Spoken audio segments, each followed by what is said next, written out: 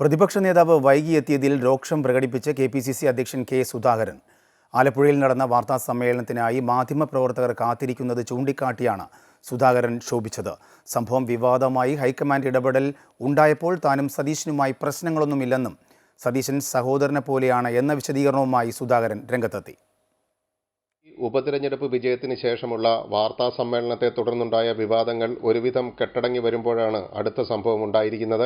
രാവിലെ 10:30-ക്കാണ് ആലപ്പുഴയിൽ വാർത്താ സമ്മേളനം ഇരുവരും വിളിച്ചത്. 11 മണിയോടെ കെ.പി.സി.സി അധ്യക്ഷൻ കെ. സുധാകരനോടൊപ്പം മറ്റു നേതാക്കളും വേദിയിലെത്തി. 15 മിനിറ്റോളം പ്രതിപക്ഷ നേതാവിനായി കാത്തിരുന്നു. പക്ഷേ വി.ഡി. സതീശൻ എത്തിയില്ല. ഇതോടെ കെ. സുധാകരൻ അസ്വസ്ഥനായി. പത്രക്കാരോട് പറഞ്ഞിട്ട് എന്തൊരു മോശമാണ്.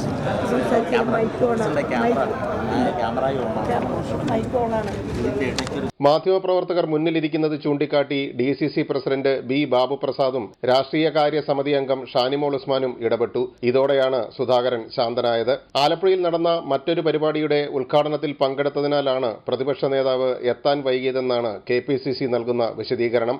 പ്രതിപക്ഷ നേതാവിനോട് ഒരു ദേഷ്യവുമില്ലെന്നും മാധ്യമങ്ങളോട് മര്യാദ കാണിച്ചില്ല എന്ന് തോന്നി, അത് പറഞ്ഞേ ഉള്ളൂ എന്നുമാണ് സുധാകരൻ പിന്നീട് വിശദീകരിച്ചത്. മാധ്യമങ്ങളുടെ ഒരു മര്യാദ കാണിച്ചില്ലല്ലോ എന്ന് എനിക്ക് പറയേണ്ടി വന്നു, അത് പറഞ്ഞു. അതിൻ്റെ അപ്പുറത്ത് യാതൊരു കാര്യവും ഞാൻ പറഞ്ഞിട്ടില്ല. മാത്രമല്ല, എനിക്കതിനകത്ത് സതീശൻ അന്ന് അദ്ദേഹത്തിന് വേറൊരു പ്രോഗ്രാമിൻ്റെ ഉദ്ഘാടനം, ആലപ്പുഴ DCCയുടെ ഒരു ഉദ്ഘാടന കർമ്മം അദ്ദേഹം നിർവഹിക്കാനുണ്ടായിരുന്നു, YMCAയുടെ. താനും സുധാകരനും ജ്യേഷ്ഠ സഹോദരന്മാരാണെന്നും മാധ്യമങ്ങൾ കാത്തിരിക്കുന്ന കാര്യം ചൂണ്ടിക്കാട്ടുകയായിരുന്നു സുധാകരനെന്നും വി.ഡി. സതീശനും പ്രതികരിച്ചു. അതൊക്കെ നിങ്ങൾ ഫ്രണ്ട്സ് അങ്ങനെ പറയും, വാക്ക് ഉപയോഗിച്ച് കഴിഞ്ഞാൽ.